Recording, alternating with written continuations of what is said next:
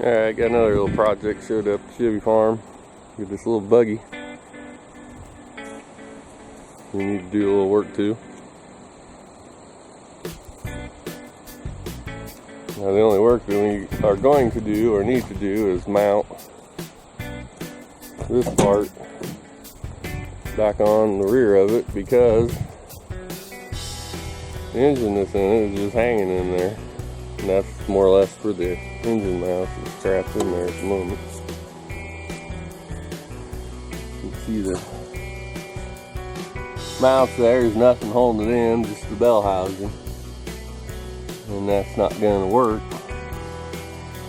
Especially if you're out beating the crap out and bouncing around, it'll probably break and fall off. Anyways, the 4.3, got brand new headers to put on it. I'm hopping it up a little bit, fancy chrome bow covers. Got a performer intake on it, an Eldebrock 500 CFM carb, and this nice little air cleaner. Now this isn't finished the way it is, like all the hoses. They just wanted to get it running and moving.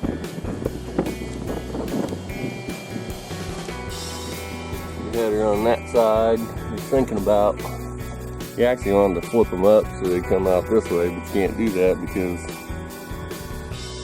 the spacing there. The only thing you might be able to do is flip them around and come down the bottom. Put this one on that side so the exhaust comes out the bottom. The only worry about after doing this is if the transaxle will hold up. Volkswagen transaxle out of a bus, I believe, or van or whatever it is. This thing looks like it would be a lot of fun once it's finished. And it's supposed to be street legal too. It's titled. The only thing I didn't like is where the fans are mounted on the radiator. They're right behind your head. Does have a windshield in it. An approved windshield for driving on the road.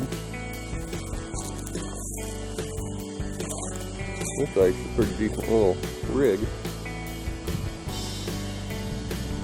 I'll have to look at it by next time I show it.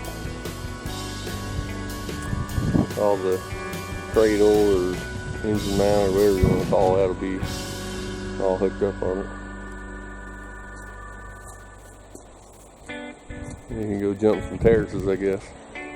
Outrun the cops and all that good stuff. I was working on the buggy the other day. Got the rails extended back here to get more room. Between the water pump in there. We also got the cradle on down there to hold the motor mounts, and then the motor mounts made stands.